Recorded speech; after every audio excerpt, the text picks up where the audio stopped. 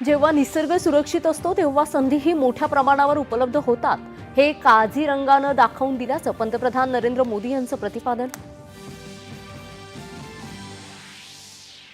पश्चिम बंगालच्या दौऱ्यात आज पंतप्रधान नरेंद्र मोदी यांच्या हस्ते 3 नवीन अमृत भारत रेल्वे गाड्यांना होणार सुरुवात.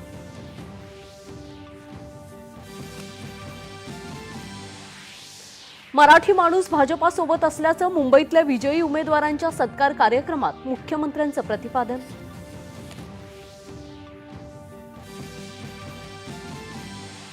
नगरसेवकांकडून जनतेच्या असलेल्या अपेक्षा पूर्ण करण्यासाठी स्वतः मैदानात उतरण्याचं मुख्यमंत्री देवेंद्र फडणवीस यांचं आश्वासन.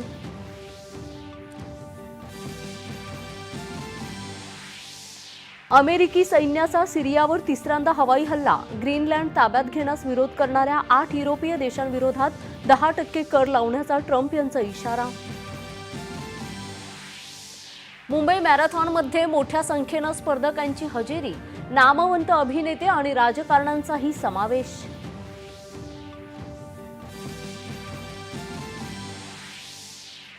ऑस्ट्रेलिया दौऱ्यासाठी भारतीय महिला क्रिकेट संघाची घोषणा. हरमनप्रीतच्या नेतृत्वाखाली लढणार T20 आणि एकदिवसीय क्रिकेटचे प्रत्येकी 3 सामने. भारत आणि न्यूझीलंड दरम्यान आज इंदूर इथं होणार मालिकेतला तिसरा आणि अंतिम सामना.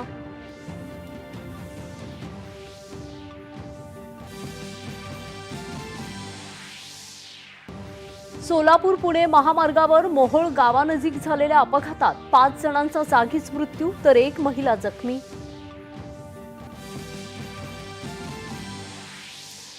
आणि मुंबई भाजपाचे माजी अध्यक्ष आणि माजी मंत्री तसंच आमदार राज पुरोहित यांचं मुंबईत निधन. केंद्रीय मंत्री नितीन गडकरी तसंच मुख्यमंत्र्यांनी व्यक्त केलं दुःख.